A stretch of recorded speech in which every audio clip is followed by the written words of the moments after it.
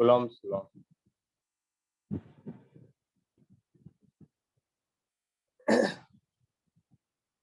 देखिए सबसे पहले तो इसमें सबसे फर्स्ट पॉइंट होगा, it explain force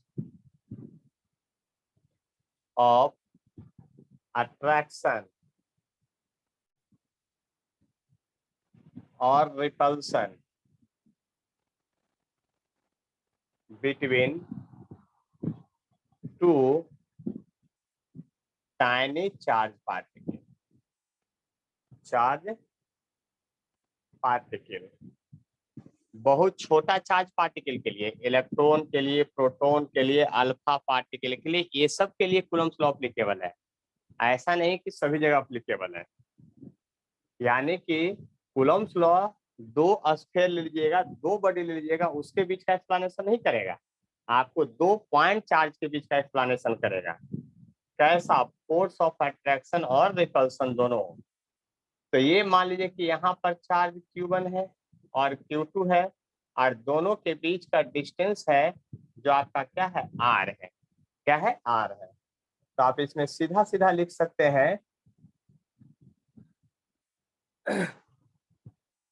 to tiny charge particle present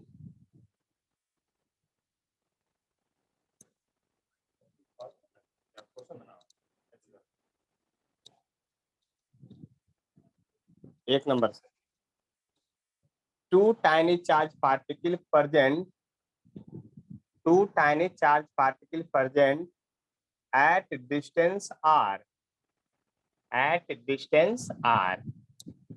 तब अकॉर्डिंग टू कूलम्ब्स लॉ ये कहा जाता है the force between two tiny charge particle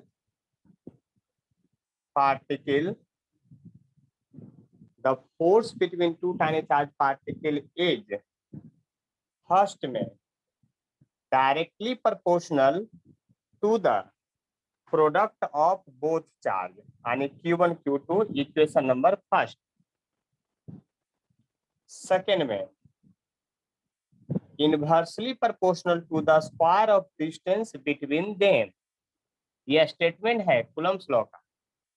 और तब आप कह सकते हैं from equation first and second से जब चलेंगे तो F प्रोपोर्शनल हो जाएगा Q1 Q2 by R square. जब इक्वल करेंगे तो एक कांस्टेंट आएगा, वो होगा 1/4 pi epsilon naught according to NCERT, Q1 Q2 by R square, है ना। ये हुआ force of attraction between two charge या रिपल्सन बिटवीन टू चार्ज का formula,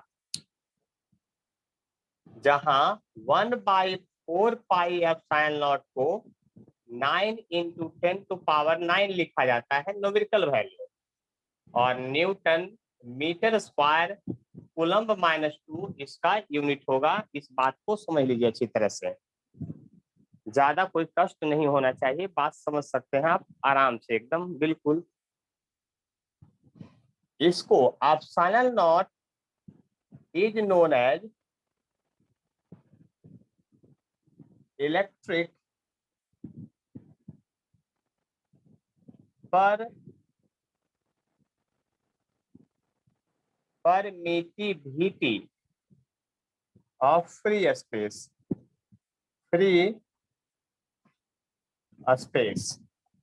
electric permittivity of free space.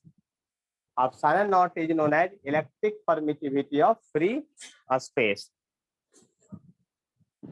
ऐसा नहीं, electric permittivity of free space. तो बात समझ लीजिए अच्छी तरह से। और एप्सिलॉन नॉट का अगर आप यूनिट डायमेंशन निकालना चाहते हैं तो एप्सिलॉन नॉट को इधर लिख लीजिए, तब आपको पता चल जाएगा क्या होगा। तो एप्सिलॉन नॉट को जब इधर लिखेंगे तो हो जाएगा Q1 Q2 और फोर्स और R स्क्वायर। इसलिए कि 4 पाई तो यूनिटलेस डायमेंशनलेस है, तो चार्ज Q बराबर IT करंट इनटू टाइम, 2 बार लिखा है करंट इनटू टाइम। और आप इसका लिख सकते हैं किसका, फोर्स का फार्मूला आपको डायमेंशन MLT-2 पता है, और डिस्टेंस का स्क्वायर का L स्क्वायर, यानी आप लिख सकते हैं dimension of epsilon naught is, क्या हो जाएगा, M को ऊपर ले जाइएगा तो -1 हो जाएगा।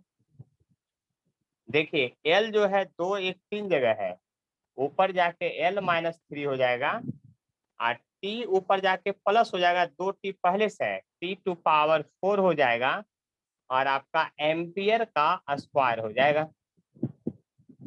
ये एप्सिलॉन नॉट का क्या हुआ, आपका डायमेंशन हुआ, बात समझ लीजिए अच्छी तरह से। अब देखिए इसके बाद तो एप्सिलॉन नॉट का एक वैल्यू भी होगा 8.85 इंटू 10⁻⁻12। अब इसका एस यूनिट क्या होगा, तो आप यहां से भी देख सकते हैं एप्सिलॉन नॉट को, केजी इनवर्स मीटर-3 सेकेंड का पावर 4 एम्पियर टू, ऐसा भी लिख सकते हैं आप, यानी 8.85 इंटू 10⁻⁻12 होगा। तो ये था कूलम्ब्स लॉ। और कूलम्ब्स लॉ में आप ये देखिए कि फोर्स जो है इनवर्स स्क्वायर लॉ को फॉलो करेगा। इतना में अगर कोई प्रॉब्लम है आप लोगों को तो बोलिए, नहीं तो फिर हम आगे बढ़ेंगे। देख लीजिए ध्यान से,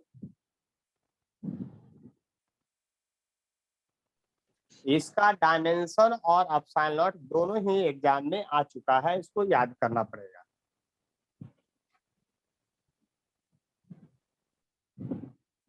चलिए आगे बढ़ते हैं। सर इसको 4 to डायरेक्ट, Q1 Q2 पे डायरेक्टली प्रोपोर्शनल कैसे होता है? वो लॉ है, वो याद करना पड़ेगा कैसे होता है। इसका एक्सपेरिमेंट तो कूलम्ब्स ने किया था, मैंने तो किया ही नहीं है ना। और एक्सपेरिमेंट तो मैं करके दिखा भी नहीं सकता हूँ,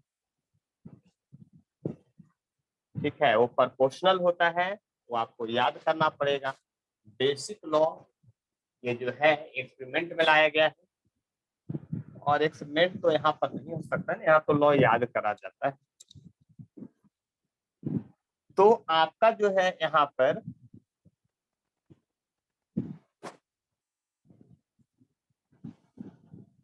देखिए, यहाँ पर जो हम लोग समझ रहे हैं उस बात को आगे बढ़ाते हैं, ठीक है। ये कूलम्ब्स लॉ का फॉर्मूला हो गया और आपका ये हो गया।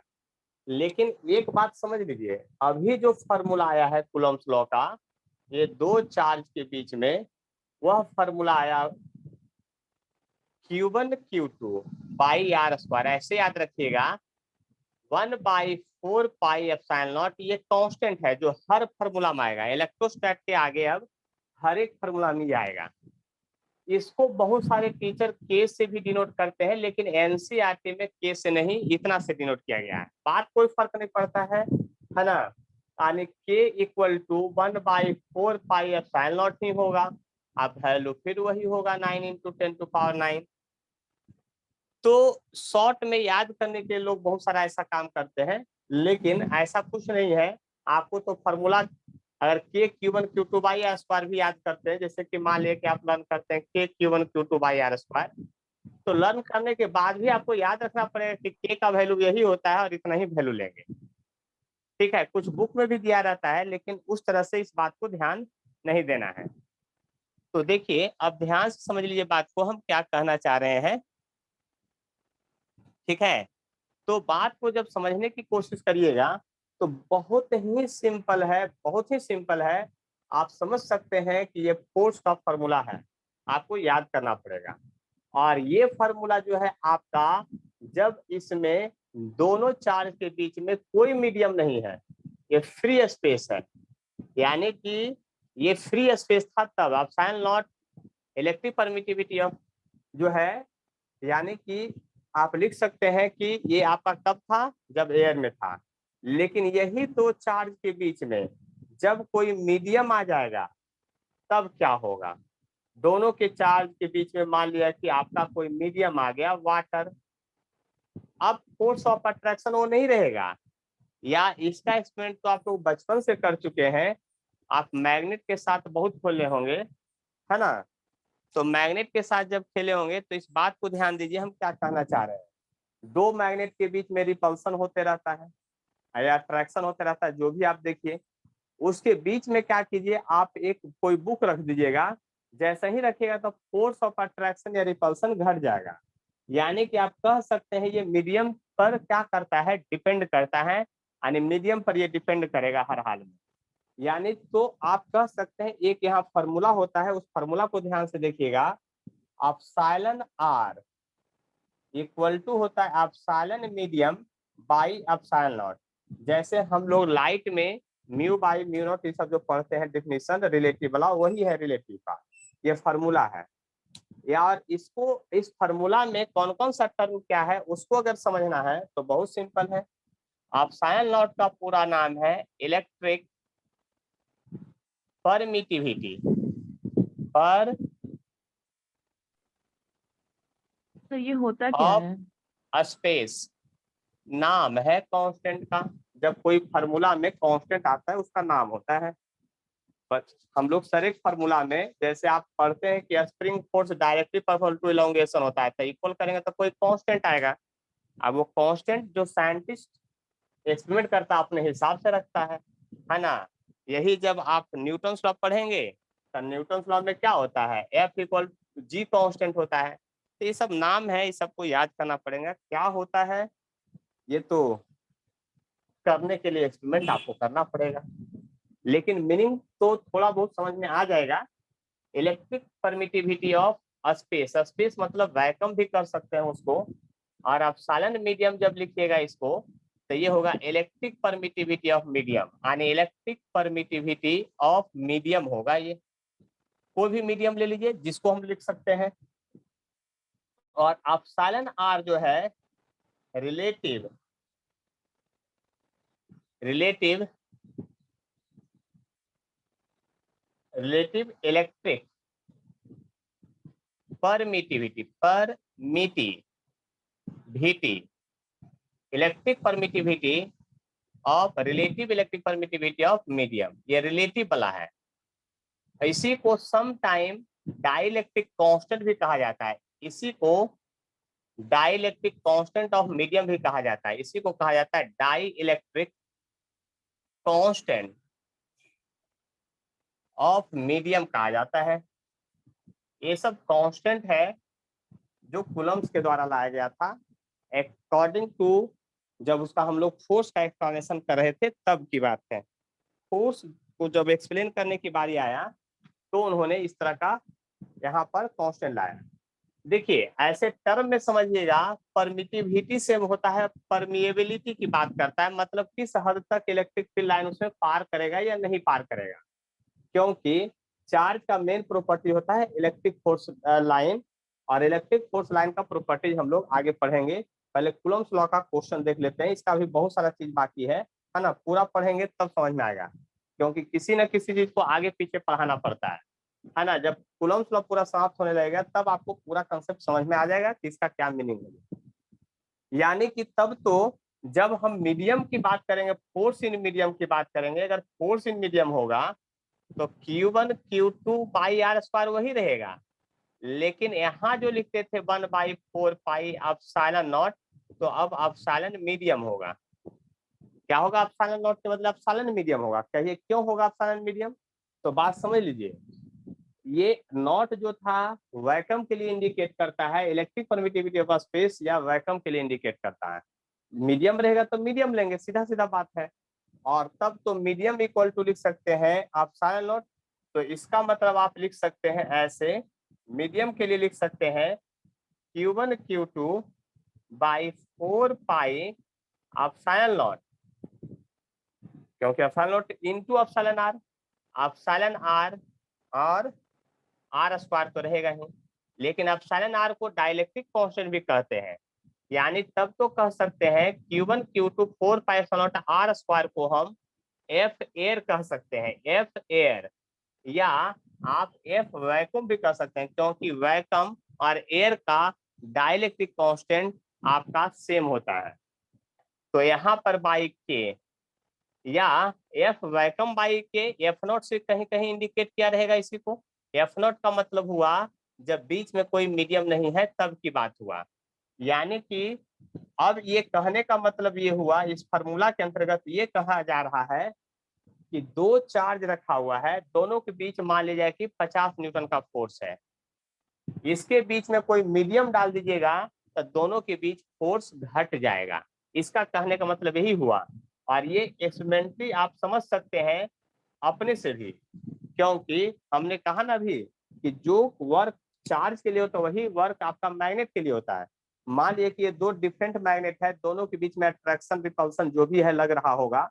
अब इसके बीच में जब कोई आप बुक रख दीजिए, कोई वुडन प्लेट रख दीजिए, तो देखिएगा कि दोनों के बीच फोर्स जो है ना वो घट जाएगा। तो मीडियम आने से फोर्स घट जाता है। तो वही है when medium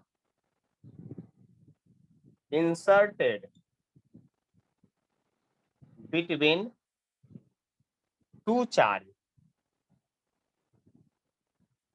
then force between both charge decrease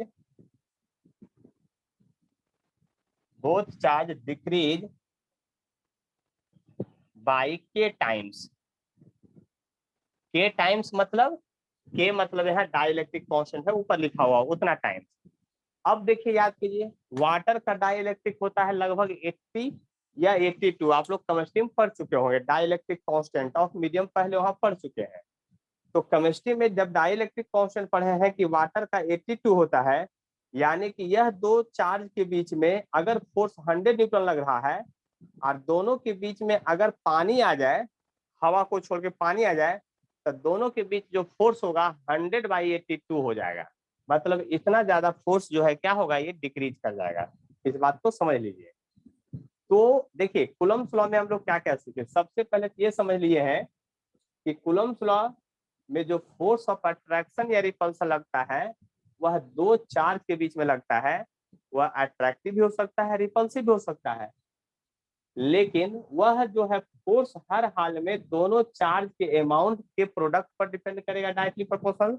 और जैसे जैसे दोनों के बीच में डिस्टेंस बढ़ेगा, अट्रैक्शन या रिपल्सन जो भी है वो घटते चला जाएगा, डिक्रीज कर जाएगा। ठीक है। और एयर जब रहेगा या वैक्यूम रहेगा तब फोर्स का फॉर्मूला ये होगा। मीडियम जब रहेगा तो आपका फोर्स का फॉर्मूला ये होगा या के टाइम से आपका घट जाएगा। ठीक है, इतना बात हम लोग समझ चुके हैं। अगर कोई इसमें डाउट है, प्रश्न है तो बोलिए।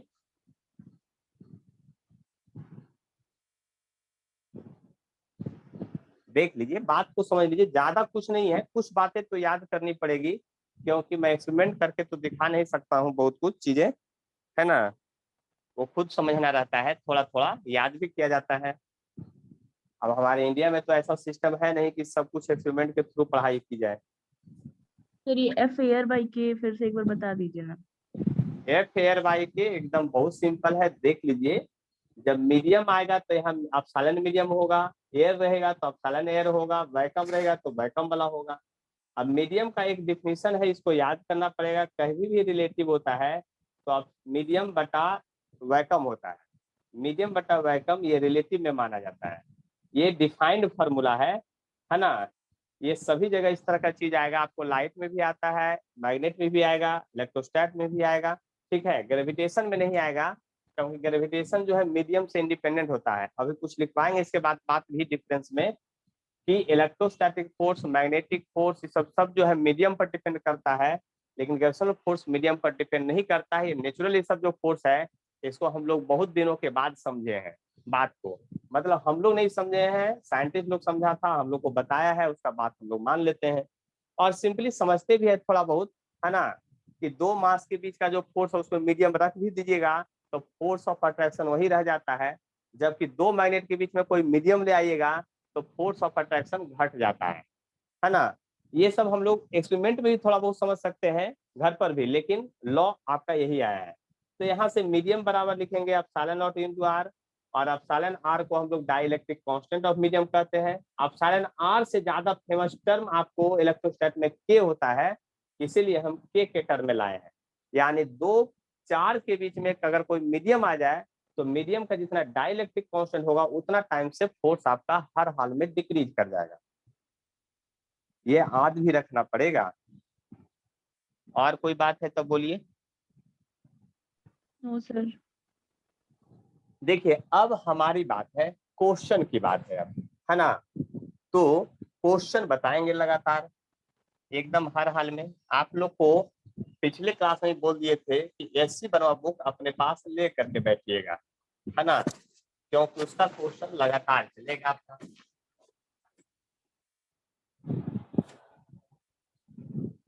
तो एससी वर्मा का पहला, दूसरा, तीसरा, चौथा इतना क्वेश्चन जल्दी से बनाइए 5 मार्क तक। हम उसको तुरंत आपको अभी डिस्कशन करेंगे, तुरंत का तुरंत साथ साथ चलते रहेगा।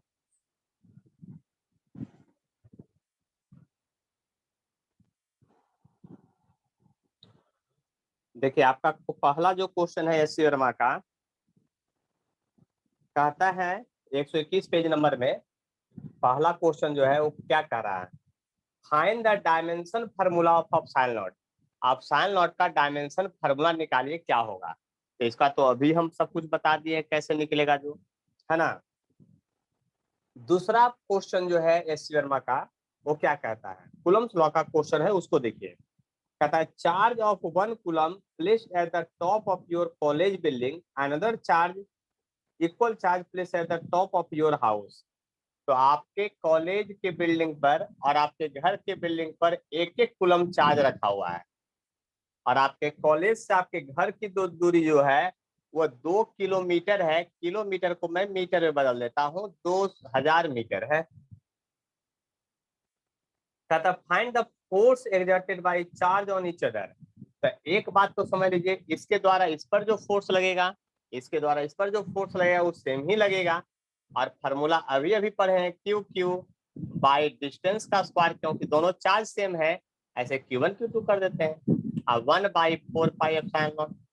जब क्वेश्चन बनाना शुरुआत करेंगे तो इसका डायरेक्ट वैल्यू पुट करेंगे, कितना 9 × 10⁹ पुट करेंगे, है ना। 9 × 10⁹ पुट करेंगे। अब जरा ध्यान से देखिए, चार्ज है 1 कूलम गुने 1 कूलम, डिस्टेंस है 2 किलोमीटर का स्क्वायर यानी 2000 मीटर का स्क्वायर।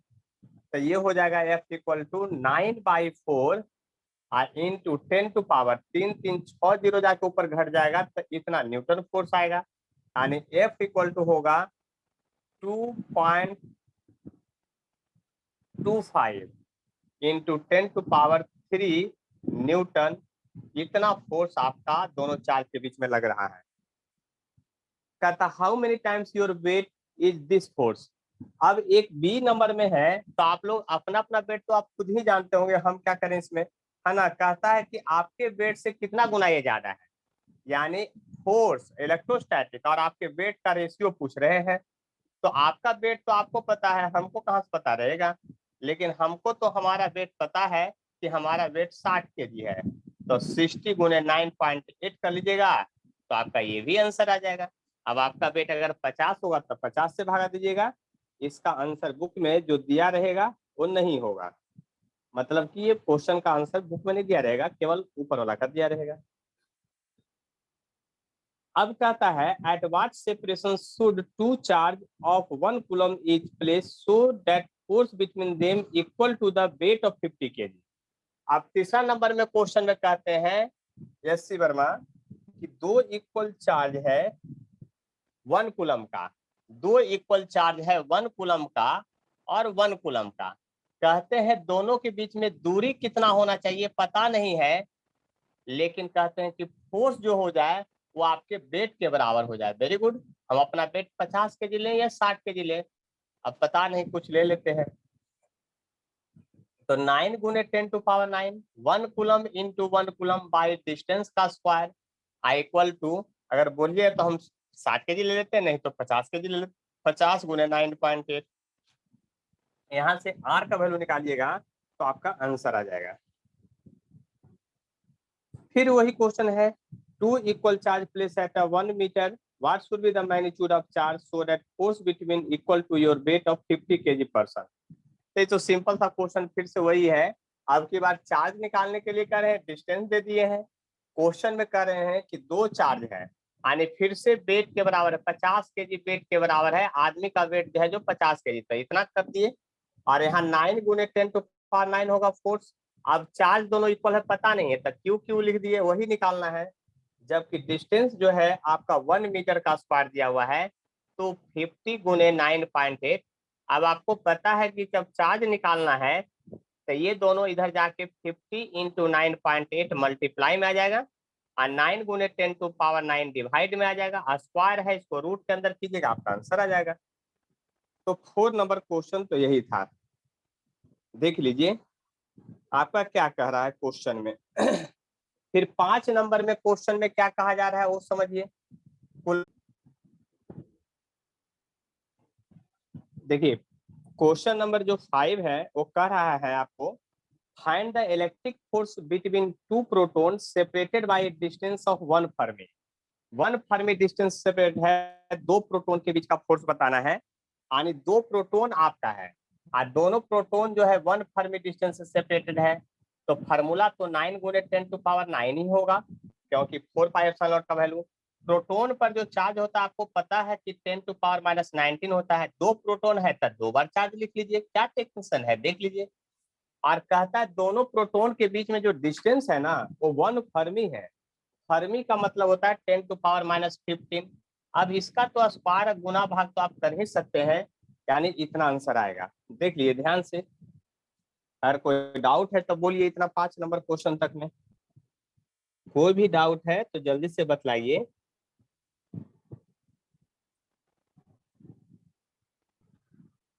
देख लीजिए ध्यान से, समझ लीजिए।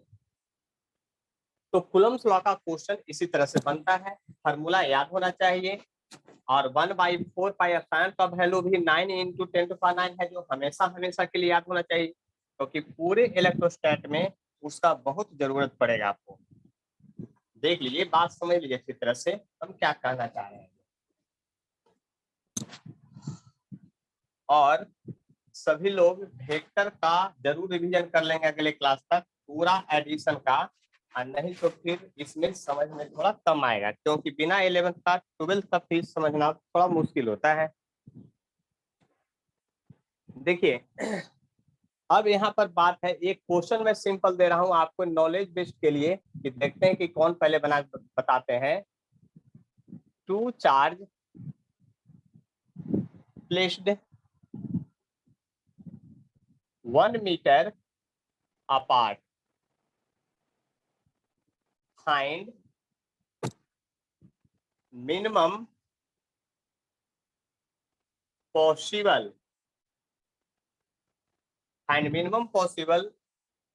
Coulombic force, find minimum possible coulombic force, या फोर्स बिटवीन दो बात एक ही है, find minimum possible force between 2 charge.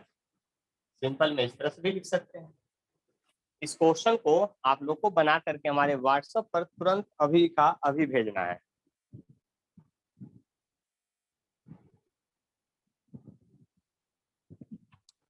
Question में कह रहा था, क्वेश्चन में देखिए कह रहा है 2 charge place and 1 metre apart, 2 charge है जो 1 मीटर की दूरी, हम समझ लिए, सुन लीजिए आपका बात।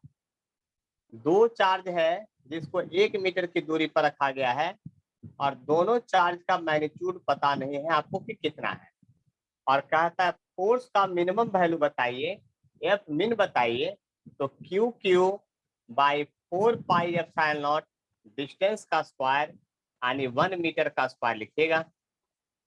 लेकिन देखिए अब डिस्टेंस तो पता है, इसका वैल्यू फिक्स है, तो मिनिमम फोर्स के लिए चार्ज को मिनिमम करना पड़ेगा, और चार्ज का मिनिमम वैल्यू होता है जो आपको पता है, we know that minimum possible value of charge जो होगा, मिनिमम यानी चार्ज मिनिमम होता है, minimum possible value of charge जो होता है, minimum possible value of charge is electron या प्रोटॉन होगा। ये बात आप समझ सकते हैं बात अच्छी तरह से, क्योंकि क्वांटाइजेशन ऑफ चार्ज इसके पहले कंसेप्ट में हम लोग पढ़ चुके हैं, इसलिए एफ मिन का जो वैल्यू होगा वो 9 गुने 10⁹ होगा, 1.6 गुने 10⁻⁻19 और दोनों चार्ज का 1.6 इंटू 10⁻⁻19, क्योंकि इससे मिनिमम पॉसिबल चार्ज तो संभव ही नहीं है, क्योंकि क्वांटाइजेशन में यही कहता है 1 का स्क्वायर है, आप कुछ नहीं कर सकते हैं, 9 गुने 2.56 हो जाएगा इंटू 10⁻, और 30 में से 9 घटा दीजिए, 29 माइनस में आ जाएगा। गुणा भाग थोड़ा कर लेते हैं, तो गुणा भाग कर लीजिएगा, तो 9 छक 54, 5 बच गया 45, अब 5 50 हो गया, फिर 5 बचा, 9 18 5 23, 1 इधर दीजिएगा, 10⁻⁻28 न्यूटन। इतना मिनिमम पॉसिबल फोर्स होगा जब दो चार्ज को 1 मीटर की दूरी पर रखेंगे। देखिए बात समझ में आ गया होगा हम क्या कहना चाह रहे हैं। जो देख लीजिए, बात समझ लीजिए अच्छी तरह से। ये है कूलम्बिक लॉ, यानी कूलम्ब्स लॉ का फोर्स का फॉर्मूला किस तरह होता है। अभी तक कूलम्ब्स लॉ हम वेक्टर फॉर्म में पढ़ रहे थे, अब कूलम्ब्स लॉ को हम लोग देखेंगे, सॉरी स्केलर फॉर्म में पढ़ रहे थे, अब कूलम्ब्स लॉ को हम लोग देखेंगे वेक्टर फॉर्म में। किस फॉर्म में? वेक्टर फॉर्म में।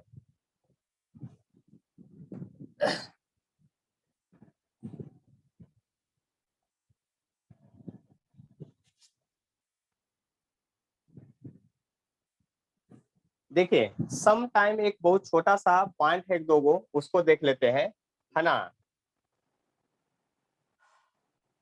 इलेक्ट्रोस्टैटिक फोर्स, इलेक्ट्रोस्टैटिक फोर्स यानी चार्ज के बीच का, और Coulombic force, sorry gravitational force, gravitational force. देखिए कूलम्बिक फोर्स जो होता है अट्रैक्टिव और रिपल्सिव दोनों होगा। It may be attractive, attractive और रिपल्सिव, रिपल्सिव। जबकि ये लिख सकते हैं it is always attractive in nature, यानी gravitational force always attractive in nature होता है, जब इलेक्ट्रोस्टैटिक फोर्स अट्रैक्टिव और रिपल्सिव कुछ भी हो सकता है। दूसरा, it depend on the medium, it depend on the medium present between two charge, present between two charge, और ये it do not depend on medium, depend, it do not depend on medium present between two mass। दोनों मास के बीच जो, आपका बात समझ लीजिए अच्छी तरह से, दोनों मास के बीच जो मीडियम प्रेजेंट होता है इस पर ये डिपेंड नहीं होता है। ग्रेविटेशनल फोर्स ऑलवेज अट्रैक्टिव होता है, हमेशा खींचता है एक दूसरे मास को, जबकि इलेक्ट्रोस्टैटिक रिपल्सिव हो सकता है, अट्रैक्टिव हो सकता है, मीडियम पर ही डिपेंड करता है।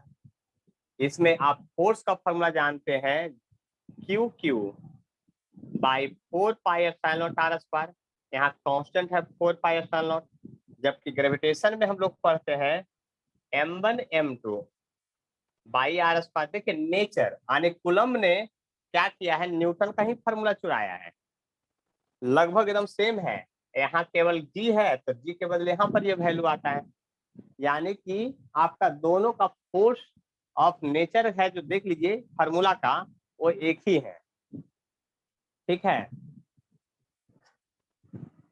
तो बात को समझ चुके होंगे अच्छी तरह से हम क्या कहना चाह रहे हैं, इस बात को समझ लिए होंगे, क्योंकि ये डिफरेंस है जो सिंपल है, आपको पता है ना, कि क्या करना है और नहीं करना है। जो देख लीजिए, बात को समझ लीजिए।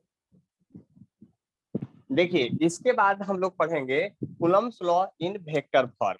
टेंशन यहीं से शुरुआत होगा, थोड़ा दिमाग को स्थिर करके रखिएगा। वेक्टर को समझना है तो वेक्टर पहले रिवीजन में होना चाहिए, अपडेट होना चाहिए, क्वेश्चन बनाएंगे, थ्योरी तो हम तुरंत समझा देंगे, है ना। कैसे ऐड करते हैं, कैसे सब्ट्रैक्ट करते हैं, उसमें कुछ टेक्निक है, ट्रिक है, उसको पूरा ध्यान में रखना पड़ेगा।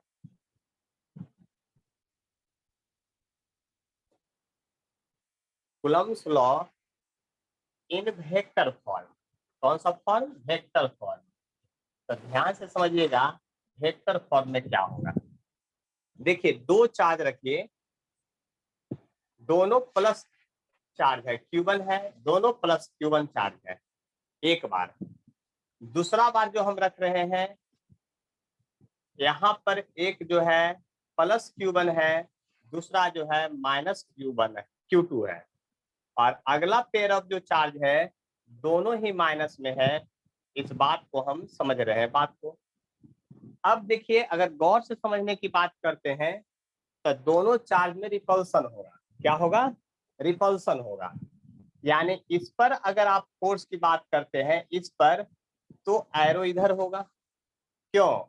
क्योंकि यह चार्ज उसको रिपेल करेगा, और इस पर एरो जो होगा आपका इधर होगा। देख लीजिए ध्यान से। और इस पर नाम दिखाएगा force on charge second due to first. ऐसे एरो लिखाएगा force on charge second due to first, और इस पर लिखाएगा force on charge first due to second. यहाँ पर देखिए दोनों में अट्रैक्टिव होगा, एक प्लस माइनस है, तो यहाँ पर फोर्स इधर लिखाएगा और यहाँ पर फोर्स का डायरेक्शन इधर होगा, एक दूसरे को खींचेगा। तो इस पर लगेगा तो इधर की ओर लगेगा, क्योंकि ये उसको खींच रहा होगा, तो ये भी तो उसको खींच रहा है। तो ये हो गया force on first due to second, और ये हो गया force on second due to first. लिखने का केवल तरीका उल्टा होगा। और देखिए यहाँ भी रिपल्सन होगा ऐसे इधर, और यहाँ भी रिपल्सन होगा, दोनों नेगेटिव है। ये force on first due to second होगा, ये force on second due to first होगा। देखिए कोई भी पेयर ऑफ चार्ज लीजिए, दोनों प्लस प्लस वाला ले लीजिए, दोनों माइनस माइनस वाला ले लीजिए, एक प्लस एक माइनस में ले लीजिए, कोई फर्क नहीं पड़ता है। देखिए यहाँ पर फोर्स जो है ऑलवेज F12 और F21 के बराबर होगा। अगर एरो दीजिएगा, वेक्टर दिखाइएगा तो माइनस साइन भी आएगा।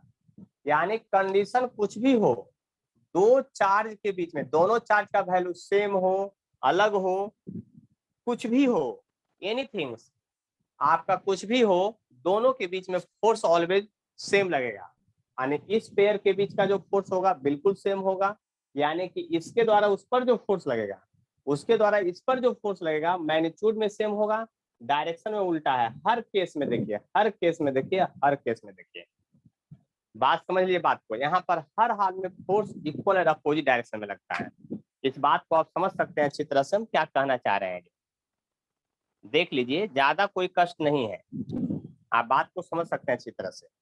लेकिन अगर पढ़ने की बारी आएगा तो यही लिखेंगे, फोर्स ऐसे लिखा रहेगा तो लिखेंगे force on first due to second, और इसको पढ़ने की बारी आएगा तो F21 को तो लिखेंगे force on second due to first. उल्टा केवल लिखाएगा। इस बात को समझ लेते हैं अच्छी तरह से कि आखिर क्या होगा। जो देख लीजिए, बात समझ लीजिए अच्छी तरह से।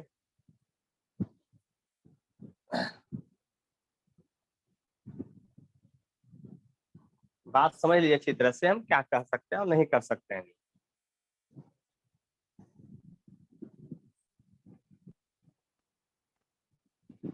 बात समझने की कोशिश कीजिए अच्छी तरह से। तो force on first due to second और force on second due to first, आप बात समझ लिए होंगे। अब देखिए ध्यान से, यहाँ पर यानी कि फोर्स जो लगेगा उसके कारण की बात करते हैं। तो ये तो हुआ फोर्स लगने की बात, और फोर्स को लिखेंगे कैसे वेक्टर फॉर्म में।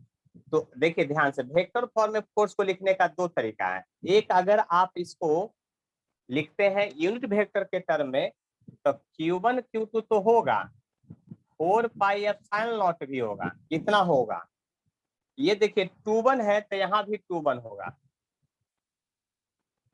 देखिए यहाँ 21 है तो यहाँ भी 21 होगा। आप इसको यूनिट वेक्टर में लिखना चाहते हैं या रियल वेक्टर में?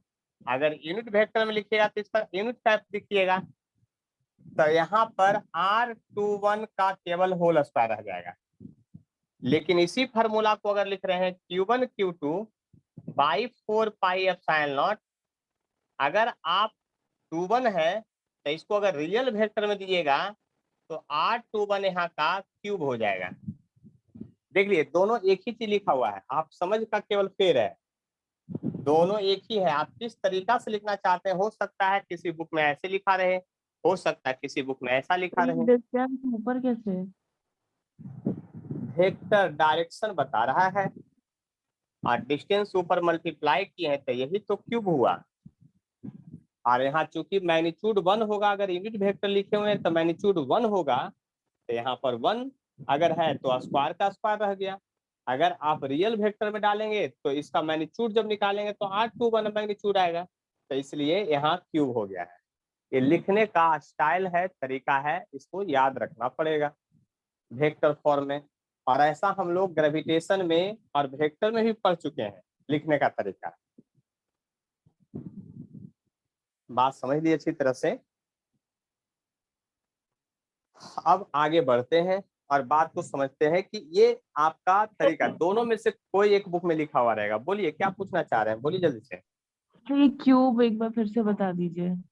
क्यूब इसलिए है क्योंकि इसका मैग्नीट्यूड R होगा, तो डायमेंशन ही सही करना पड़ेगा ना R स्क्वायर को। तो ऊपर अगर R लिख रहे हैं तो नीचे भी तो R से गुना कीजिएगा तब ना होगा। पहले से R स्क्वायर, उसमें R से गुना कीजिए तो R क्यूब होगा। यहाँ यूनिट में लिखे हैं, यूनिट वेक्टर का मतलब क्या होता है, मैग्नीट्यूड 1 है तो 1 है तो 1 से गुना करने के बाद कोई वेक्टर में कोई फर्क नहीं पड़ता है। इसमें R से ऊपर गुना कर दिया, R से ऊपर मल्टीप्लाई किया तो R से डिवाइड भी करना पड़ेगा। मैथ का तो रूल है, जिस टर्म से आप ऊपर मल्टीप्लाई करते हैं उस टर्म से डिवाइड भी करिएगा, तभी ना फार्मूला कांस्टेंट रहेगा, वेरी नहीं करेगा। और कोई प्रॉब्लम है तो बोलिए, देख लीजिए, बात समझ लीजिए अच्छी तरह से। देखिए अब इसके बाद है, मैं इसको घेर दे रहा हूं इधर। अब है नल पॉइंट या न्यूट्रल पॉइंट, है ना। नल या न्यूट्रल पॉइंट, नल और न्यूट्रल पॉइंट क्या होता है?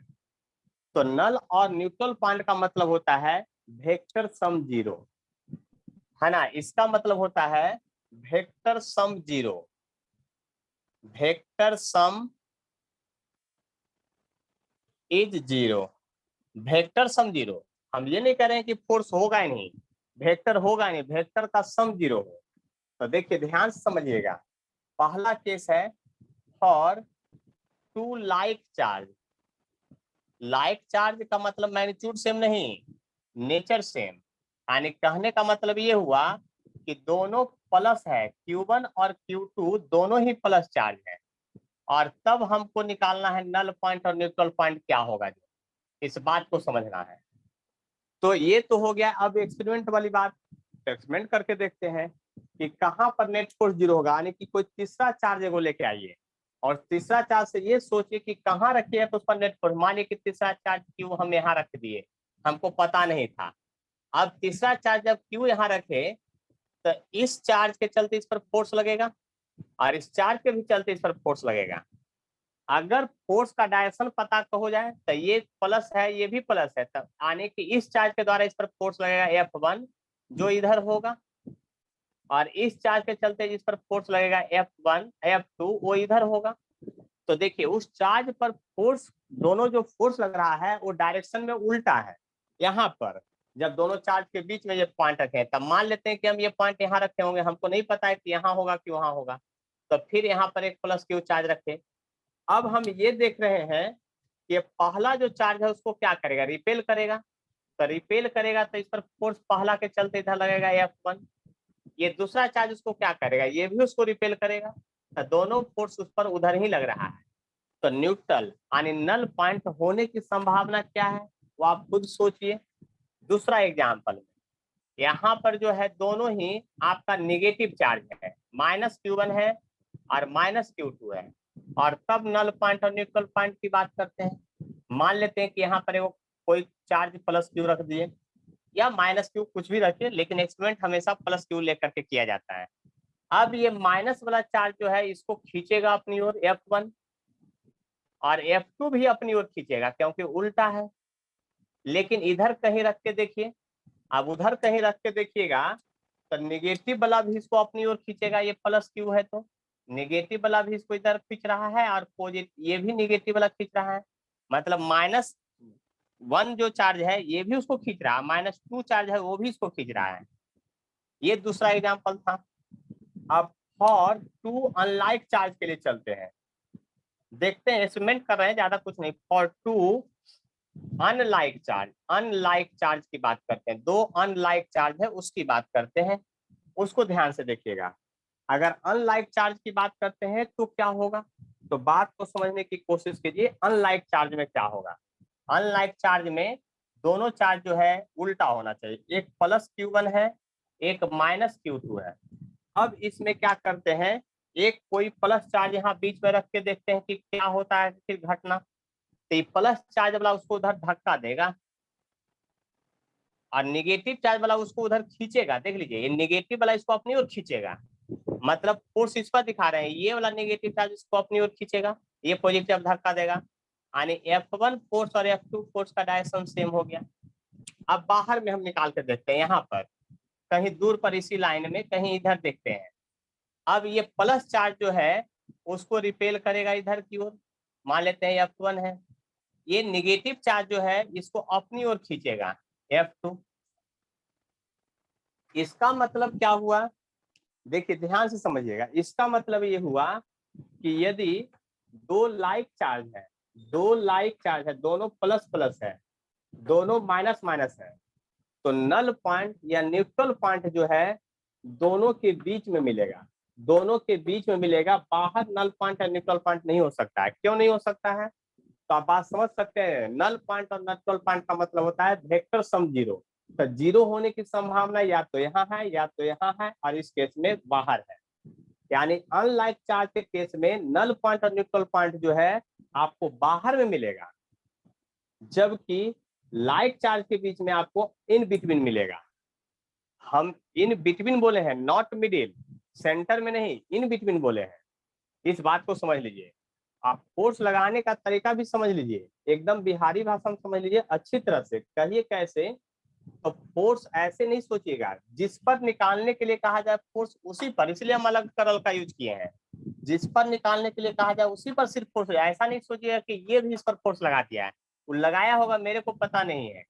मतलब सीधा सीधा बात ये सोचिए, आपसे अगर कोई पूछे कि आपको किसने किसने ठोक दिया, मतलब आपको किसने किसने मारा, तो ये बताइए सर उसने भी 2 झापड़ मारा, उसने 1 झापड़ मारा, उसने 1 घूसा मारा। ये मत कहिए कि हम भी उसको दे दिए थे 2-4 झापड़, ऐसा कुछ नहीं बोलना है। मतलब कि एवरीडे का मतलब होता है कि जिस पर आपको फोर्स निकालने के लिए कहा जाए सिर्फ उसी पर फोर्स की बात कीजिएगा, दूसरे पर फोर्स की बात नहीं करना है। बात समझ लीजिए अच्छी तरह से, दूसरे पर फोर्स की बात बिल्कुल नहीं करना है। यानी कि हम अगर रेड वाला जो +Q है इस पर चार्ज में फोर्स निकालना है, तो इसके द्वारा फोर्स किधर लगा वो देखेंगे इस पर, तो ये बेचारा उसको रिपेल करेगा, ये क्या करेगा, ये भी रिपेल करेगा। उसी तरह से यहाँ बात समझना है। लेकिन यहाँ पॉइंट निकल के तो यही आया कि फॉर लाइक चार्ज के लिए नल पॉइंट और न्यूट्रल पॉइंट होगा इन बिटवीन 2 चार्ज, और अनलाइक के लिए आउटसाइड द 2 चार्ज। यानी नोट पॉइंट में अगर लिखने की कोई बारी आ जाए तो हम यही लिखेंगे, नल पॉइंट या न्यूट्रल पॉइंट जो भी है, null point found in between 2 like charge and outside for 2 unlike charge के चलते आउटसाइड होगा, अनलाइक चार्ज के चलते इन बिटवीन होगा। Null point found in between 2 like charge and outside for 2 unlike charge. यहां तक में अगर कोई कष्ट है तो हमको जरूर बतलाइए, एकदम आराम से बोलिए, हम आपके लिए प्रेजेंट है हर हाल में। देख लीजिए, बात समझ लीजिए, अगर कोई डाउट है तो बोलिए जल्दी से फटाफट।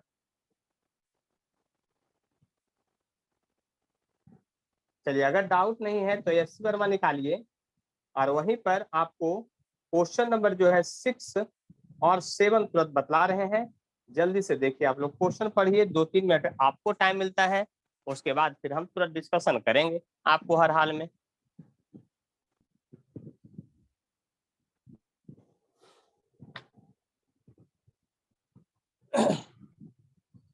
देखिए क्वेश्चन कह रहा है आपका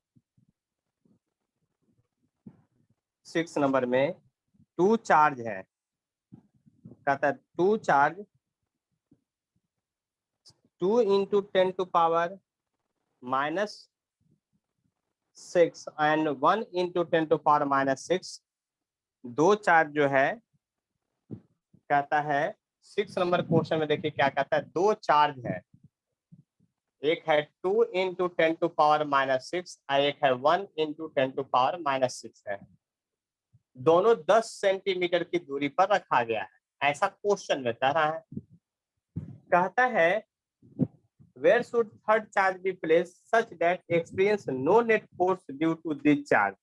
कहता है तीसरा चार्ज कितना दूर पर रखें कि नो नेट फोर्स लगे। बात समझ लीजिए, तीसरा चार्ज कहां पर रखें कि नेट फोर्स ना लगे, यानी तीसरा कोई चार्ज कहां पर रखें कि नेट फोर्स नहीं लगे। तो इसके लिए आप क्या कीजिएगा, आप खुद सोचिए, ज्यादा कुछ नहीं करना, आपको पहले कंसेप्ट याद रखना कि दोनों लाइक चार्ज है कि अनलाइक चार्ज है, पहले ये सोचिए। बात समझ लिए, दोनों लाइक चार्ज है या अनलाइक, पहले ये सोचिए। अगर लाइक चार्ज है तो इन बिटवीन कहीं मिलेगा, तो मान लीजिए कि यहाँ पर नल पॉइंट मिलने वाला है, यहीं पर एगो चार्ज रख दिए हैं आप। अब आप समझ सकते हैं कि यहाँ से मानना पड़ेगा कि यहाँ से ये डिस्टेंस आपका क्या है, x है। तो आपको पता चल गया कि इधर से डिस्टेंस क्या होगा, 10 - x होगा। सीधा सीधा बात आप समझ सकते हैं, ज्यादा कोई कष्ट नहीं है, बात समझ सकते हैं आप। तो अकॉर्डिंग टू कंसेप्ट जो है या अकॉर्डिंग टू क्वेश्चन चलिएगा, तो इसके चलते इस पर फोर्स एक लगेगा F2, रिपल्सन इधर। इसके चलते अगर 1 चार्ज है तो F1 मान लेते हैं, इसके चलते फोर्स लगेगा। लेकिन वेक्टर सम तो यही कहता है कि दोनों फोर्स जब तक 0 नहीं होगा तब तक नल पॉइंट मिलेगा नहीं, यानी दोनों फोर्स यहाँ पर 0 होगा। देख लीजिए, अब अगर आप ले जाते हैं एक चार्ज को उधर और एक चार्ज को इधर, तो नेट फोर्स आपका ऐसा होगा। बात समझ लीजिए अब, क्योंकि एक उधर जाएगा तो माइनस होगा, और ऐसे भी दोनों इक्वल अपोजिट होगा तभी आपका 0 होगा, ऐसा क्वेश्चन में कर रहा है। ये तो हम लोग डायरेक्शन की बात तक समझ चुके हैं कि दोनों इक्वल अपोजिट होगा तभी होगा। लेकिन अब इसे मैग्नीट्यूड निकालने के लिए मॉड लगाना पड़ेगा, यानी कि अब आपको इसके चलते यहाँ पर फोर्स लिखना पड़ेगा और इसके चलते, तो 1 है लिखा हुआ, तो 1 तो हम इसको माने थे, तो इसके चलते जब यहाँ पर फोर्स लिखेगा तो लिखेगा Q गुने 10 to power -6 by 4 pi epsilon naught. Distance यहाँ से लेके यहाँ तक कितना है, तो 10 - x है, 10 - x है, देख लीजिए ध्यान से। और फिर यहाँ से यहाँ तक का जो है चार्ज है वो Q गुने 2 इंटू 10 टू पावर -6 है, और 4 पाई एप्सिलॉन नॉट तो होगा ही फार्मूला में, और डिस्टेंस यहाँ से यहाँ तक x माने थे। ये बात समझ में आया कि नहीं आप लोग को, ये बोलिए अब। देख लीजिए यहाँ तक बात समझ में आई कि नहीं, क्योंकि इसके बाद ज्यादा कोई कष्ट नहीं होने वाला है। देख लीजिए, बात समझ लीजिए अच्छी तरह से। अब देखिए क्या कीजिएगा, 4 pi epsilon naught 4 pi epsilon naught cut जाएगा, चार्ज गुने चार्ज कट जाएगा, 10 टू पावर -6 10 टू पावर -6 कट जाएगा।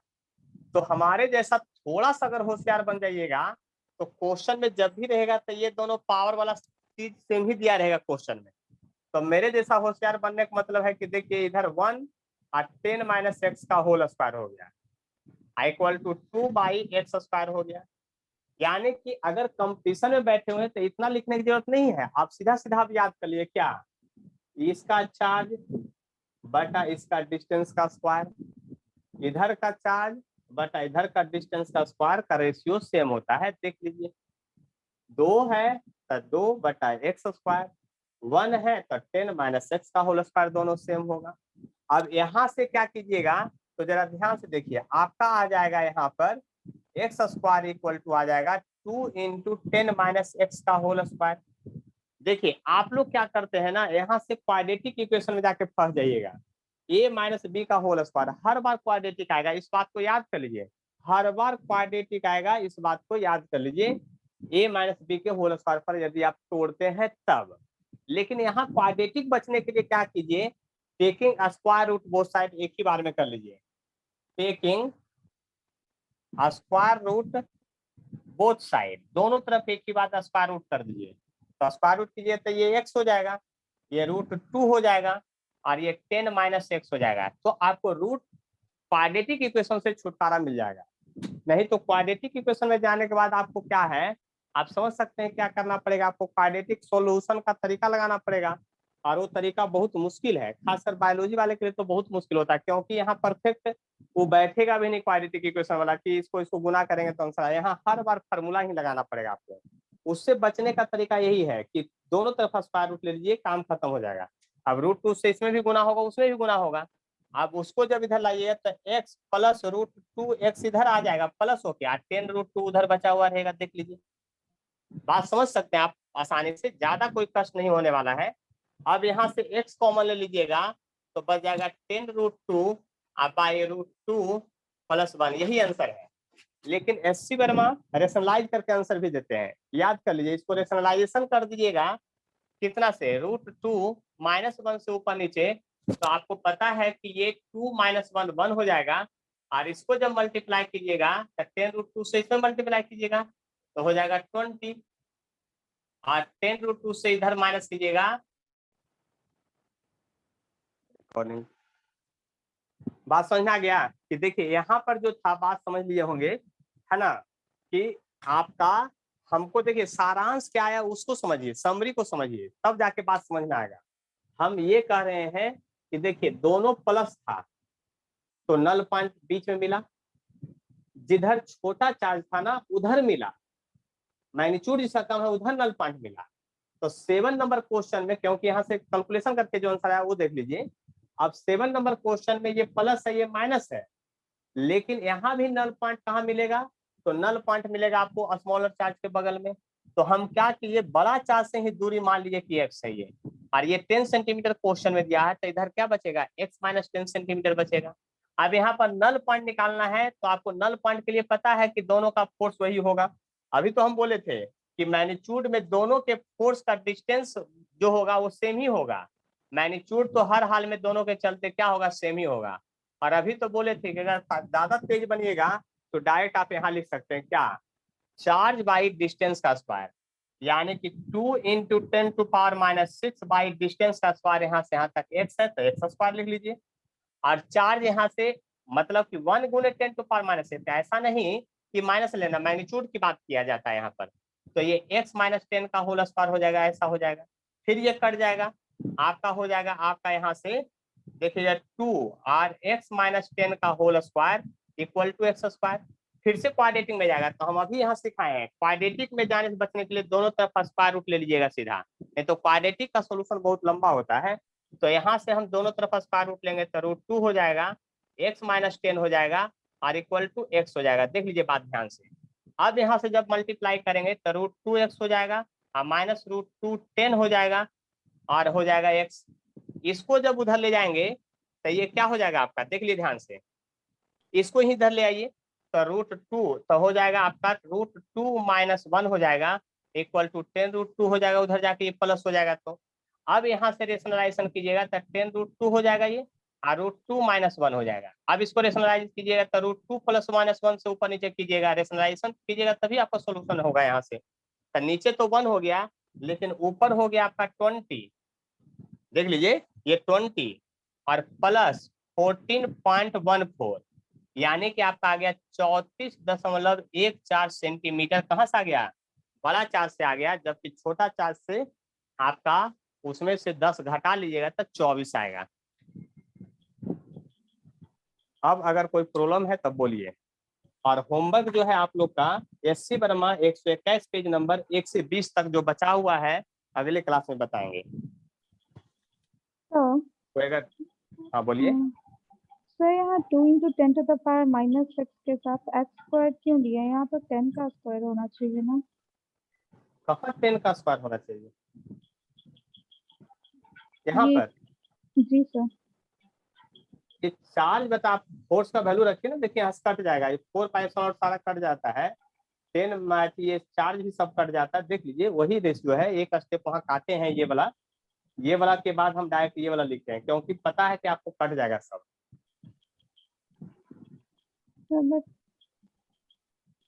यहाँ से डिस्टेंस आप x माने हैं इसको, तो यहाँ से डिस्टेंस क्या होगा, x - 10 होगा, 10 - x नहीं होगा वो डिस्टेंस। देखिए ऊपर माना हुआ है, यहाँ पर क्या माना हुआ था, यहाँ से यहाँ x था तो टोटल दूरी 10 था, तो 10 माइनस यहाँ x हुआ था, और वहां x माइनस 10 होगा। उल्टा माना हुआ है, देख लीजिए ध्यान से। और ये तो सॉल्यूशन है, सॉल्यूशन का तरीका तो आप किसी तरह से बना सकते हैं। आप ये भी मान सकते थे कि यहीं से x मानेंगे, अगर ये दूरी x मानते तो यहाँ से दूरी होता है 10 + x हो जाता। वो तो आपको मानने पर है, ये मैथ है, इसमें ज्यादा हम कुछ नहीं कर सकते हैं। यस।